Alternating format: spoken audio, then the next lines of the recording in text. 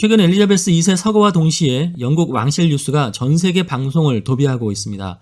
각국 정상들이 엘리자베스 2세 장례식에 참석 예정일 정도로 전 세계인들의 관심사가 되고 있는데요. 이와 동시에 넷플릭스에서 재빨리 다큐 시리즈 윈저 이야기를 재방영하고 있네요. 영국 왕실이 치열한 권력 투쟁과 살얼음 같은 국제정치 속에서 어떻게 지금까지 자리를 지킬 수 있었을까요?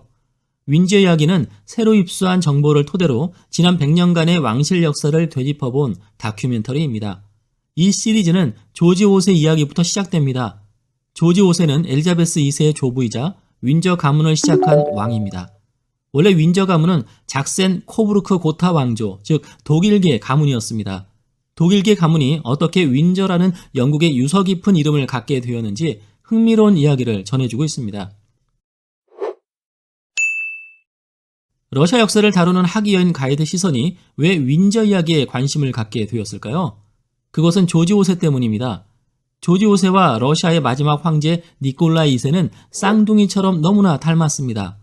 윈저 가문과 로마노프 가문이 어떤 관련이 있으며 그리고 그 관계에서 덴마크 왕실이 어떤 역할을 하였는지 이 영상에서 간단 명료하게 파헤쳐 보도록 하겠습니다. 러시아의 니콜라이 2세는 1917년 2월 혁명과 함께 폐위됩니다. 1917년 3월 말 러시아 임시정부 외무장관인 밀류코프는 영국의 조지 5세에게 니콜라이 2세와 가족들을 보내기 위해 영국과 접촉했습니다. 영국 측의 사전 동의까지 얻었습니다. 하지만 영국의 불안정한 정치 상황으로 인해 조지 5세는 당시 수상이었던 로이드 조지의 조언을 받아들여 그러한 계획을 포기하게 됩니다. 2006년 공개된 비밀문서에 따르면 1918년 5월까지 영국군 정보국의 MI1 부대가 로마노프 가족을 구출하기 위한 작전을 준비하고 있었지만 실제 실행 단계에 이르지는 못했다고 합니다.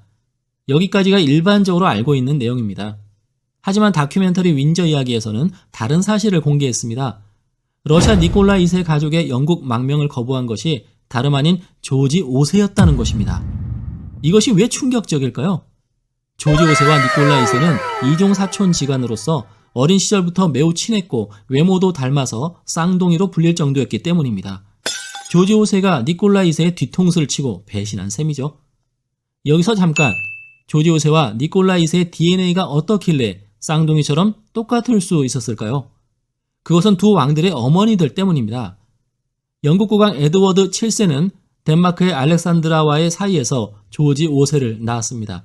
러시아 황제 알렉산드르 3세는 덴마크의 다우마 마리아 휘오도로브나와의 사이에서 니콜라이 2세를 낳았습니다.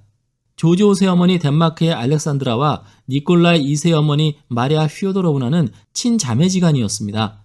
덴마크의 알렉산드라와 마리아 휘오도로브나가 같이 찍은 사진들을 보시기 바랍니다. 두 자매의 외모가 서로 분간이 되지 않을 정도로 너무나 닮았습니다. 인간의 DNA는 속일 수가 없는 것이죠. 쌍둥이 같은 두 자매들에게서 태어난 조지 5세와 니콜라이 2세 또한 쌍둥이처럼 닮았던 것입니다.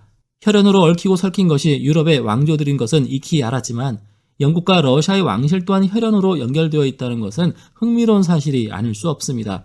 나중에 관련 영상을 또 만들 기회가 있겠지만 니콜라이 2세의 황후인 알렉산드라 휘오도로브나는 영국 빅토리아 여왕의 외손녀입니다. 빅토리아 여왕의 DNA에 있던 혈우병 인자가 황태자인 알렉세이에게 유전되는 바람에 이것이 라스푸틴과 연결되고 결국 러시아 로마노프 왕가의 최후를 앞당기는 데 일조하게 되죠. 이쯤 하고 우리는 다시 윈저 이야기로 돌아가겠습니다. 조지 5세가 니콜라이 2세 가족의 망명을 거부한 이유는 영국 왕실도 네코가 석자였기 때문입니다. 1차 세계대전 시기 유럽 군주제의 일대 위기가 도래했습니다. 잘 알다시피 1차 세계대전의 결과로서 독일, 터키, 오스트리아 헝가리, 러시아 제국의 왕조들이 몰락하게 되지 않습니까? 이런 위기 상황에서 폐위된 러시아 황제를 받아들이면 영국 왕정 폐지 여론이 조성될 수 있습니다. 이에 조지 5세가 결단을 내렸다는 것이죠. 더구나 영국 왕실이 독일계라는 것이 결정타였습니다. 1차 세계대전 기간 영국에서 반독일 정서가 극에 달하자 작센 코부르크 고타 왕조는 생존을 위해 계명을 고려하지 않을 수 없었습니다. 그래야 1차 세계대전 중에 왕실 비서관이었던 스탠포드 햄의 제안으로 정보광 윌리엄 시대까지 거슬러 올라가는 윈저성의 이름이 받아들여졌습니다. 스탠포드 햄은 니콜라이 2세 망명 거부론자로도 알려져 있습니다.